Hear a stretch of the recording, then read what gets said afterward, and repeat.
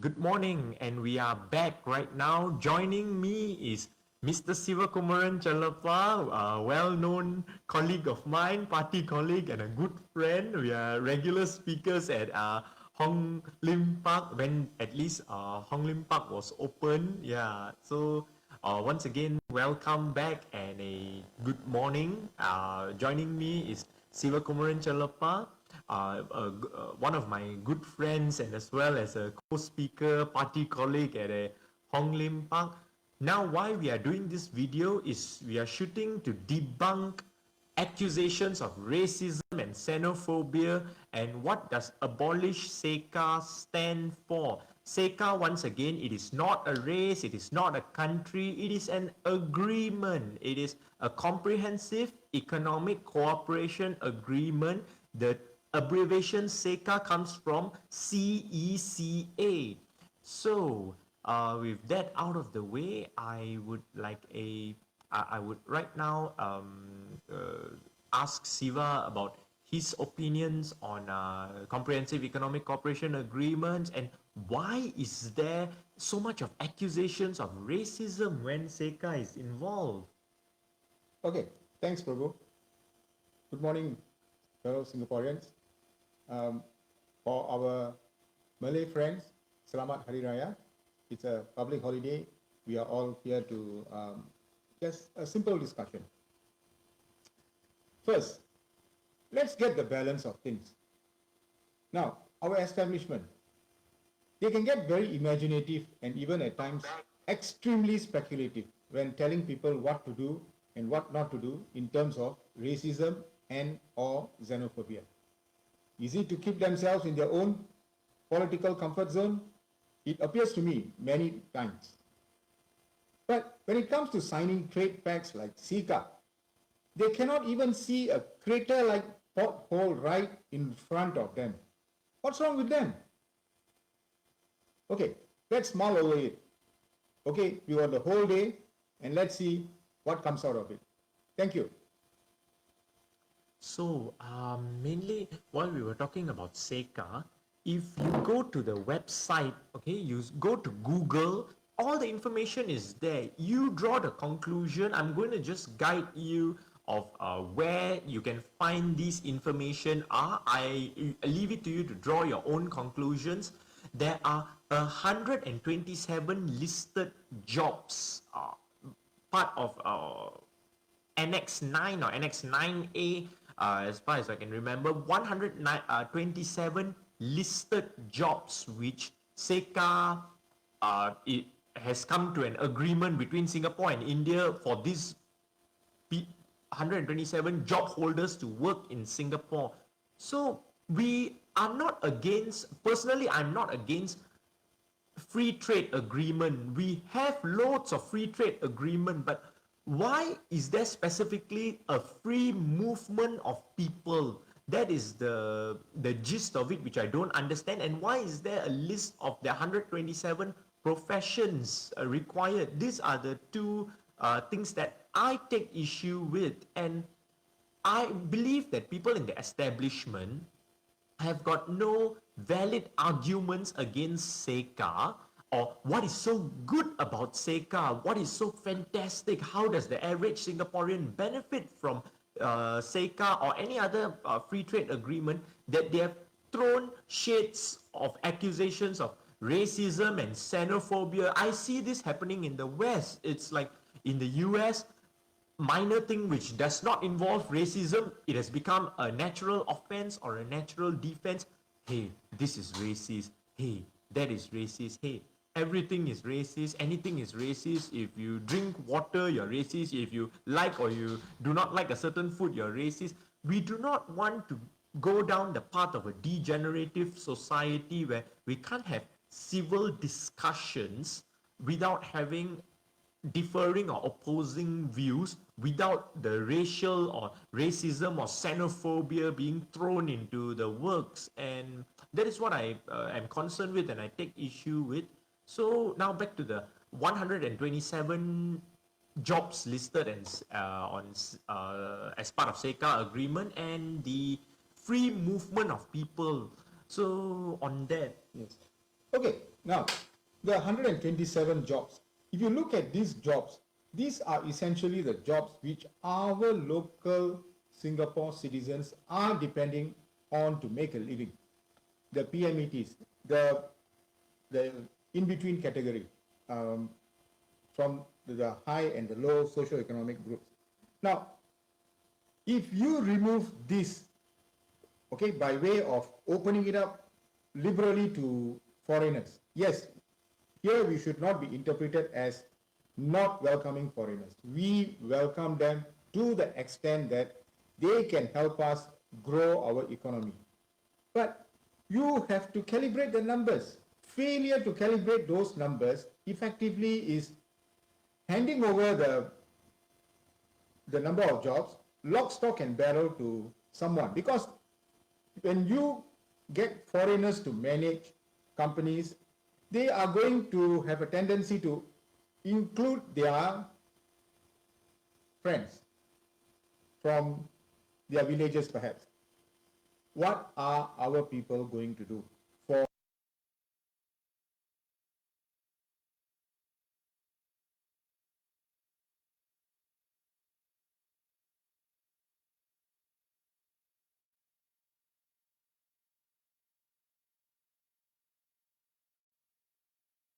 have to seriously question ourselves?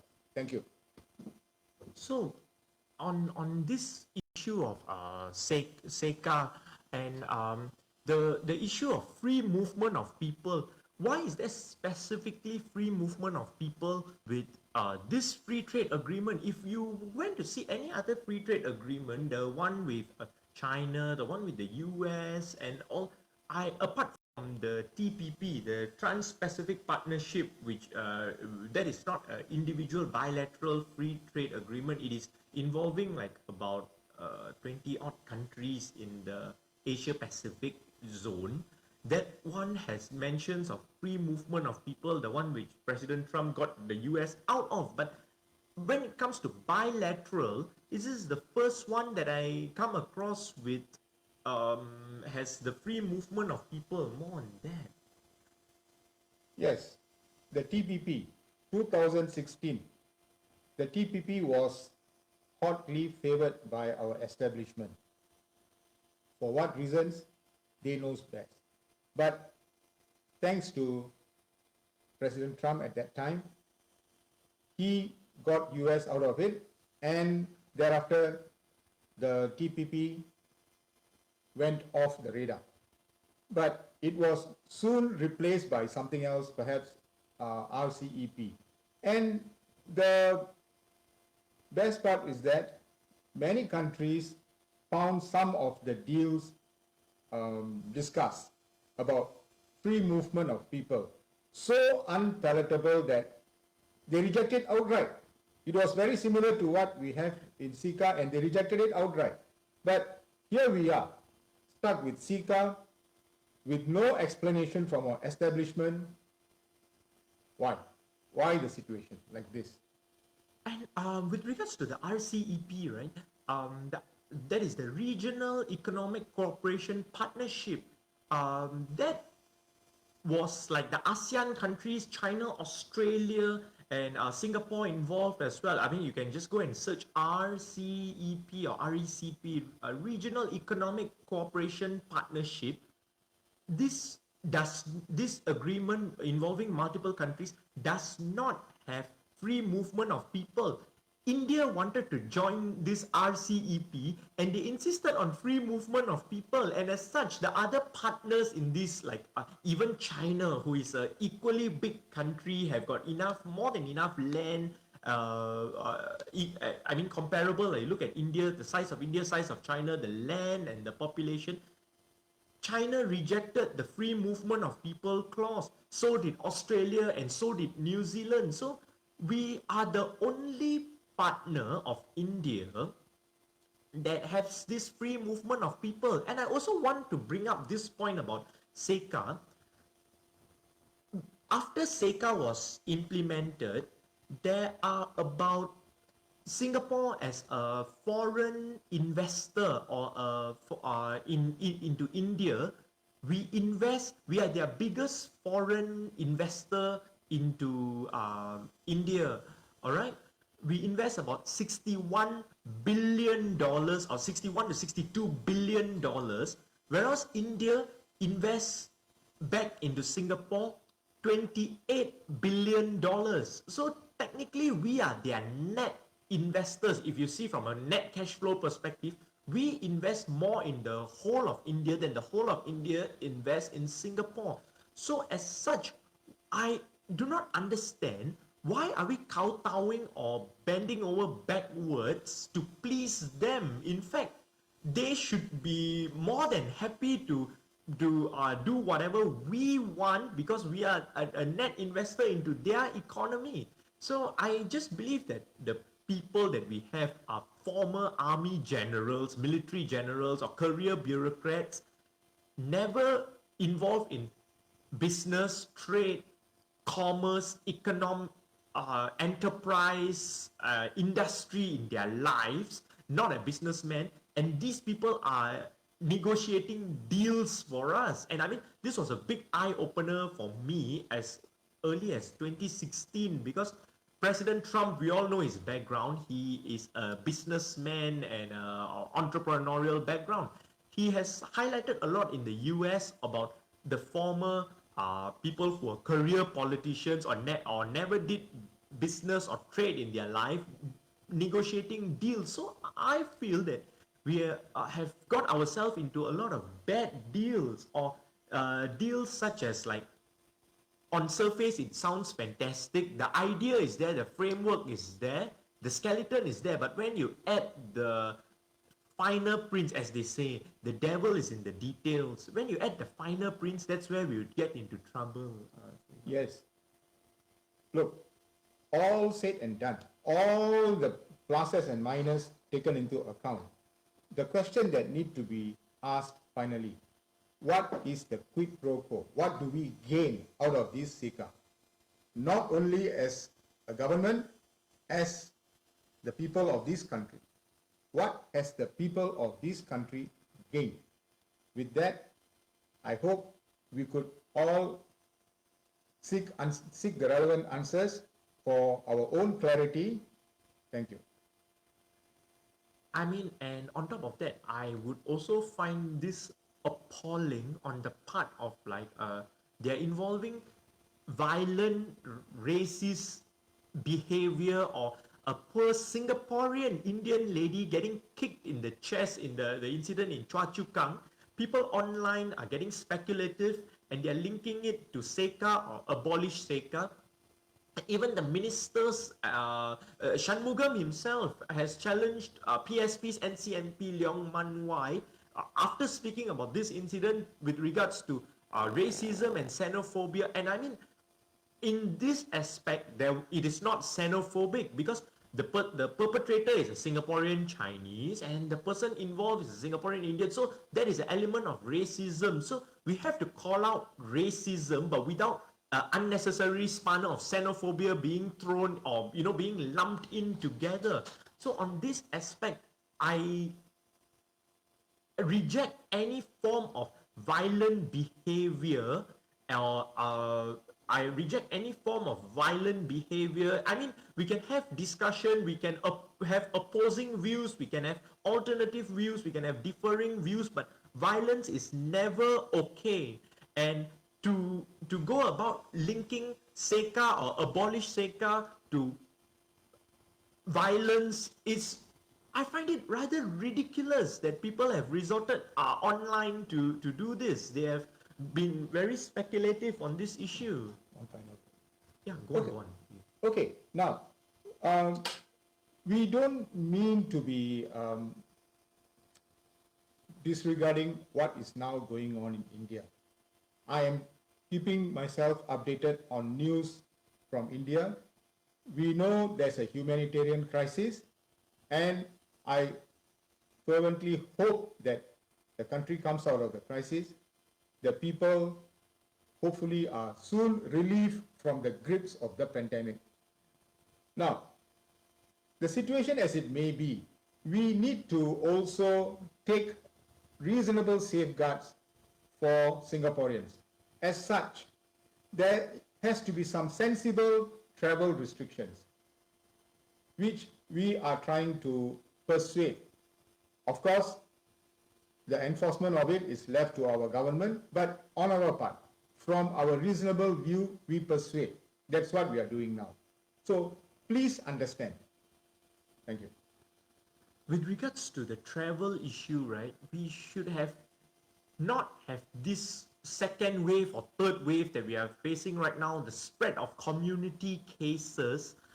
If you look at the statistics, right, from March all the way till May, for a good 1.5 months to 2 months, we have had single digit community cases, but on the low side, we have had imported cases of 10 per day, and on the high side, 40 per day. It was just a matter of time when these undetected cases spilled into the community and created new clusters, and that's what we have been facing right now. And to this is due to the sheer stupidity or the overconfidence of our current politicians in charge. I mean, put it this way, people have got 5 hours from the time which they landed till they go into the check into their hotels. So in between, what if he like stops by somewhere? What if he like is not being monitored? I mean, the way how I would have done it would have quarantined people in the crowd.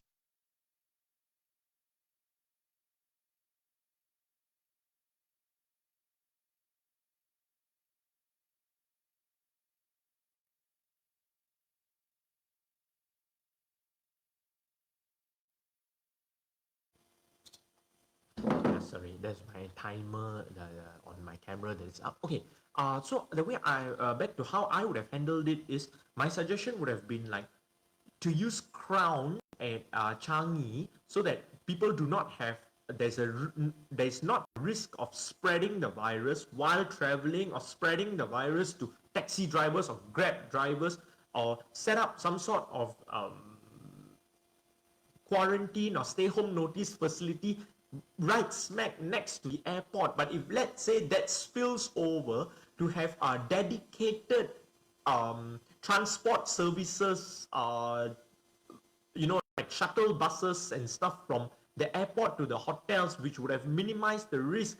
So I believe since last year's circuit breaker was over and eventually we went into phase 2 and phase 3, due to the policies, it would taxi drivers and private hire vehicle drivers like Grab drivers, like all the other app drivers like Tada drivers and Gojek drivers, at risk of being of picking up passengers and sending them to the stay home notice or quarantine facilities. It's the way how they executed it that would have been is rather questionable, and it leaves a lot of open ends there to be questioned. Yes, there should be some balance as to how the pandemic should be managed, as well as ultimately the economy of the people should be managed in the interest of the people concerned. So, I mean, with that being said, it's always about the people. However, people are being shunned as any differing or alternative opinion of being, hey, you want to shut down the borders, you are isolationist, you're nativist, you are a racist, you're a xenophobe. That seems to be the response that is coming back from the supporters of the establishment, the supporters of the government, and even a former nominated MP. I mean, this guy should have never been an MP. No one voted for him. An unelected MP. He was nominated. None other than Kelvin Cheng. Kelvin Cheng himself was like, the new word he used in his vocabulary to describe concerned Singaporeans is redneck. Sometimes it makes me wonder, how did he get nominated? On what basis? Is it because of his alignment or because of his fair-minded discussions? Maybe he would have been like among I always go about talking about army generals. As a businessman, Kelvin Cheng seems fine, but I mean, he did well for himself. However, as a public figure, he is divisive and controversial. He even says, I mean, people thought that I was terrible, I was divisive and controversial, but this guy, he actually legitimized a lot of controversial topics. And I mean, he never stood up once for Singapore or Singaporeans. He is always talking about supporting foreigners, supporting foreign workers, and he seems to be talking down on Singaporeans, in fact. And remember, he was not nominated to be a member of the United Nations. He was nominated to the Singapore Parliament as a nominated MP. Where does his loyalty lies? Okay, with that, I wanted to make this a pretty much a short show. We have been about 20 minutes in already. Later on, because the main issue was to talk about with Siva was the Comprehensive Economic Cooperation Agreement. Oh yeah, why I speak about CECA with Siva is mainly because while you guys know I'm Indian, I was born in Singapore and my family has been here. My great grandfather is a pioneer in Singapore. You know, before there was a Tuas oil refinery and all, there was this Kallang Gas Works where my great grandfather was the first chief of the Kallang Gas Works. And for those, you guys know my history of me being Indian and stuff. Siva, for example, is a very good example. In fact, he was a new, I mean, now he's an old citizen, but he was not born in Singapore. How old were you when you came to Singapore? I came to Singapore in 1966. My father brought me here when I was 4 years old. So you were born in India and for 4 years you were there, then you came to Singapore. This part. For all of those who do not know, he's an ex-RI as well. He's an ex-RI alumni from year 1980. 1980. 1980 to 1979, 2 years, 79 to 80. For my A level. Prior to that, I was in Gunning Sing. Oh, you were in Gunning Sing for secondary school, but you went to RI or present day is RJC for your A levels. Nice. Because for all those you guys know, back then RI was not separated into the secondary school Raffles Institution and the RJC. Back then it was just RI for 4 years secondary school. It was for O levels and 2 years was for A levels. Yeah, you guys would know Mr. Tan Ji Se, Mr. Tan Kin Lian, Uncle Leong Zi Hian is from RI, and who else? A lot of prominent Dr. Tan Cheng Bok. Yes. I was surprised to learn that even Dr. Ang Yong Guan was from there. And I always keep at the back of my mind, I realize you're also from RI. So there's right now ongoing IBs, the Internet Brigaders supportive of the establishment, are targeting ex-Rafflesians who are supportive of Leong Ji Hian, or not necessarily, but who have alternative views and take their views online. The Rafflesians in recent days seems to be attacked by Internet Brigaders. So what is your feeling about this? Okay, they can always try, but where needed, we will convey the logic as we see it. Of course, if there is any flaw in the logic, they can convey it to us. They can rebut as much as you want, but please keep within limits. We have no time for nonsense. I sometimes do not know. I sometimes find that these people are all very smart. I'm surrounded by people who attended RI and Hwa Chong. Myself only went to neighborhood school, but I somehow punch above my weight, and I do I do what I do. That's the most important thing, and you should do what you do and what you believe in. What you should be fighting for, what you believe in life. And I mean, what inspires me is one of Freddie Mercury or Queen's song, "We Are the Champions." It's like, "We are the champions." The lyrics goes, "My friend, and we'll keep on fighting till the end, and no time for losers." And I feel it is not about winning or losing. It is about fighting. Once you give up your fighting spirit, you're automatically a loser already.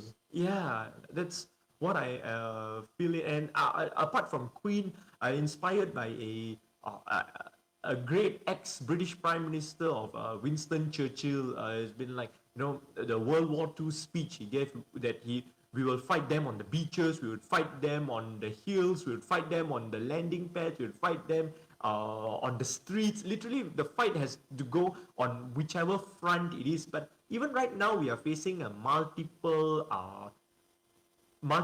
fronts of fights, like with Minister Shanmugam bringing up CECA, with all these Incidentally, incidental. Shanmugam is also from RI. Oh, he is. Yes. Oh goodness. Oh yeah, but end of the day, now we have got ruling figures establishment from RI, and we have got people who have differing view also from RI. So yeah, I was like telling, we are fighting multiple fronts of battles, like with Uncle Leong Zihian's crowdfunding, and with he has got a deadline of up to Monday 5 p.m. to make the payment, and we have also like this Abolish CECA issue. And I mean, what we want is to protect Singaporeans' jobs, and Minister Shanmugam at this point of time bringing up this violent incidences, and which we have stayed away from. We have never encouraged people to turn violent or abusive. The flaw of it would be due to a lot of police procedures, where police do not arrest people who are violent or who are abusive. The police ask people to file magistrate report or take up civil suits after getting punched in the face, because it is classified as voluntarily causing hurt, and it's non-seizable offense. And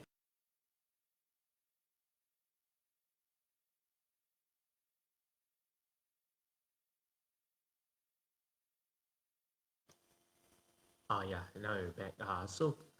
With regards to that, I was mentioning about, like, with the flow that Minister Shanmugam bringing up, and I mean, he is Home Affairs and Law Minister as well. He should look at the police procedures of arresting violently or physically abusive people on the spot, like those days, like the assault cases, and not say that voluntarily causing hurt is not a seizable offense. And it on two sides of the spectrum, the abuser will feel enabled to carry on with his activities, and the person being abused, the victim, after would feel that there is lack of justice or slow justice, which might cause people to take matters into their own hands. We do not want this to happen. And I mean, things like that. So he has got to improve on this issue as Minister for Home Affairs as well as Minister for Law.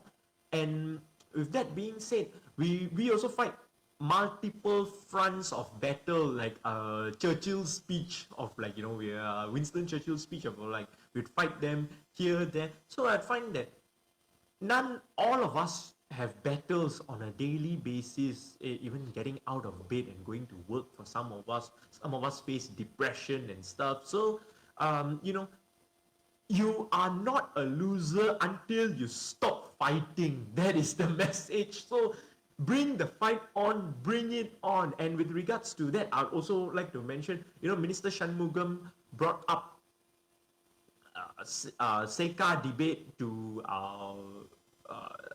PSP's NCMP, Mr. Leong Man Wai. Well, you know what?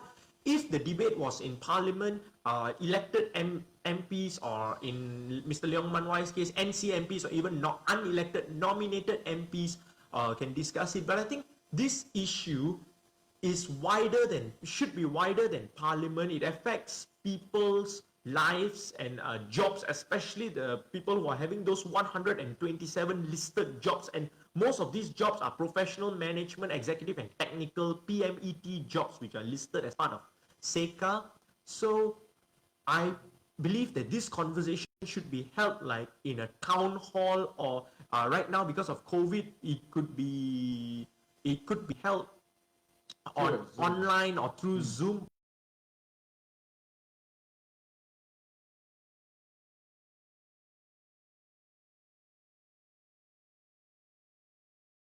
Well, you know what? I would personally debate Mr. Shanmugam to have all accusations of racism and xenophobia being thrown out the window, because as much as Indian and as a Singaporean as he is, I'm as much of an Indian and Singaporean. So it can't be issues of racism or xenophobia involved. And I mean, yourself, you are, Yes. yeah, you migrated here when you are 4, so I don't think the xenophobic angle is thrown out It's as neutralized. well, is neutralized.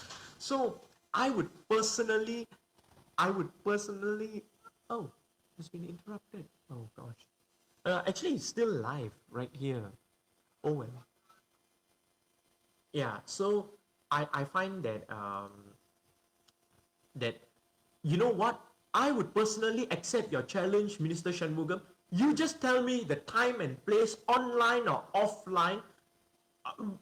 I would be willing to debate. And in fact, you please refer to the points which I've stated and I've written my written points of the 127 jobs, the free movement of people, and the issues of CECA that I take issue with. I mean, this is another part where Calvin Cheng also muddies the water.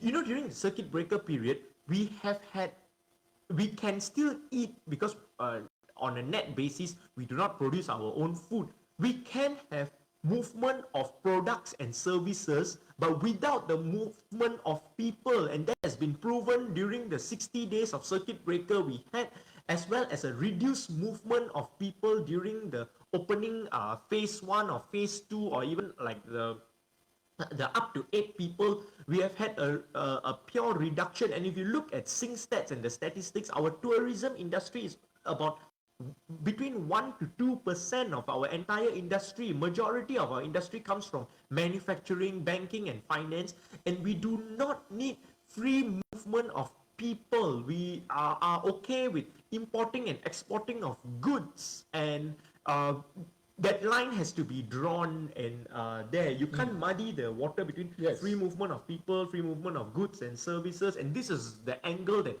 Kelvin Cheng or Minister Shanmugam or a lot of people who are supportive of the policies, they do not draw the line between three: goods, services, and people. They do not draw the distinction between these three. Yes. Now, in the totality of the matter is, when we talk about CECA, we are talking about a policy that has gone awry. Now, when we voice out our differences, we want to have a clear debate, okay, not a distorted debate. If you cannot go to a police station and you wanted to make a report of an incident just because the counterparties are both of different races, you can't have the policeman accusing, hey, are you racist? It is not going to help the victim. Okay? You're going to have his grievances unaddressed. And it is also going to embolden the Abuser, the perpetrator. Is this a healthy situation in a country? Please, let's look into it. So for all those who are watching, please like, share, and comment on this link, and make sure you share this video far and wide. And for all those who have missed, you can watch it on Facebook Live, and I would like re-upload it on YouTube as well, and I'll send it out on Telegram. And hey, we will spread the message far and wide on any and all available platforms, be it Facebook, Twitter, Instagram, Telegram, and stuff. And hey, as usual, when we are having a good time discussing about these issues and talking about these issues, 30 odd minutes has already passed. Yes. We didn't even feel the time passing by. There's more to discuss, actually. But Yeah, definitely. And I mean, also on that note, we would be cutting our live stream short. I would be actually I'd be ending the live stream shortly. And with that note, we have only 5 more days to help Mr. Leong Zihian, Uncle Leong, as I fondly know him and address him as. On his payment is due to the Prime Minister's lawyer Davinder Singh's office on Monday 5 p.m. the coming Monday 5 p.m. So I would be releasing a stream of videos, and we have a busy weekday and a weekend up ahead. Like And as usual, we do not have a audio, video, or photography. AVP is all done by us, not assistant vice president, but audio, video, and photography, lighting, sound, and stuff is done by us. And so the same old people is like Siva, myself, Dr. Michael Fang, Uncle Leong, Vic, and Mr. Lim Tian. Yeah. So if you are willing to volunteer, please reach out to us, and as well as volunteer to share the message, copy and paste and repost. And trust me, you would not be sued like Leong for just clicking or sharing on Facebook, because already one person already sued. It has become a big hoo-ha. It would be a non-stop hoo-ha right now if the next person is sued for sharing on Facebook. And hey, whatever we brought up is very legitimate. We didn't mention names, and we did not bring up the person or attack anyone on an individual basis, or we were not being defamatory or in any way, means, or shape or form. So yeah, with that being said, please help us reach out to more people, more fellow Singaporeans, the average, honest, decent, hardworking people that are being left behind by global corporatism and policies such as CECA, which depresses the wage of the middle class and the upper middle class, while those who benefit are the rich, wealthy. To the rich and wealthy, it is just cheaper cost, but to the middle class, it is like your wages are being affected. So with that being said, we would see you shortly, be it later on today or tomorrow, or stuff. Just keep watching these few pages. We would be there. All right, cheers, bye. Bye.